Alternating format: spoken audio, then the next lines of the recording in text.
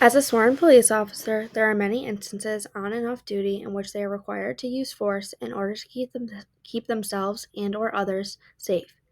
Officers have a duty to intervene in many situations. While using force, there is a large amount of discretion surrounding when and how much force to use.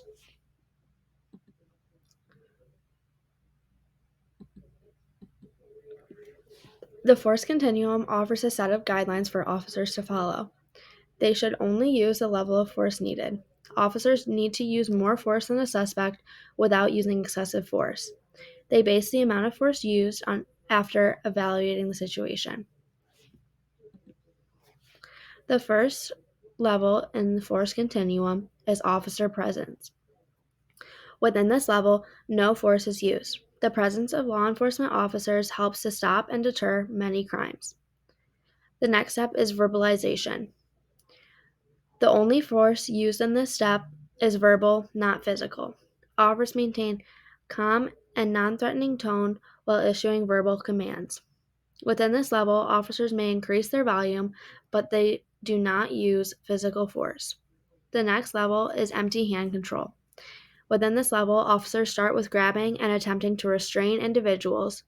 They may increase to using punching and or kicking in order to restrain them. The next level is less lethal methods. Within this level, officers use methods such as a baton, taser, or pepper spray in order to restrain individuals. The last level is lethal force. Lethal force is only to be used if an individual poses serious threat to the officer and or to others. Officers use deadly weapons such as firearms to stop an individual. Within this level, issues such as suicide by cop are relevant. In many instances, officers are put in a position where it is necessary to use lethal force. In these situations, the individual intentionally puts officers in this position. This is why it is referred to as suicide by cop.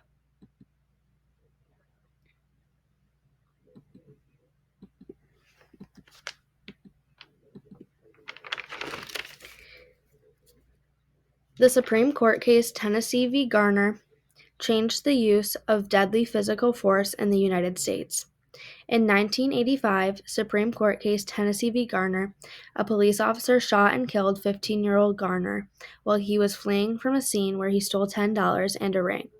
The officer's actions were not illegal due to Tennessee laws. The Supreme Court ruled that officers were only allowed to use lethal or deadly force if the fleeing subject posed a significant threat to the officer and or to others. The Supreme Court ruled that Garner's death was a violation of the Fourth Amendment. After this case, many states changed their laws surrounding the use of deadly force by police officers.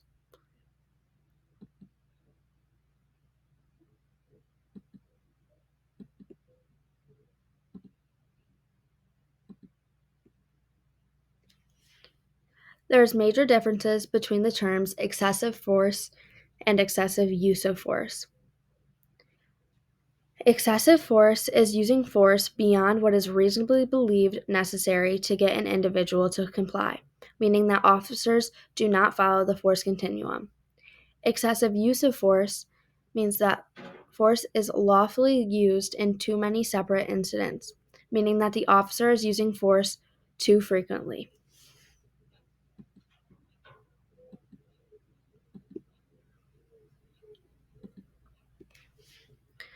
Necessary force refers to the fact that officers should only use force when it is completely necessary, as well as the amount of force used should only be what is necessary based on the situation and following the force continuum. Use of force should be the last option for officers. Officers are often forced to make fast decisions, which can cause difficulty ensuring that only necessary force is used.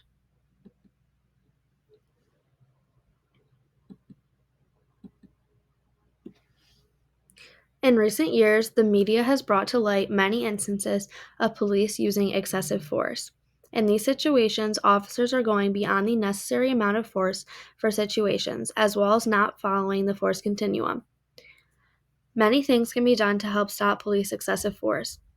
Some examples are increased training as well as increased internal investigations.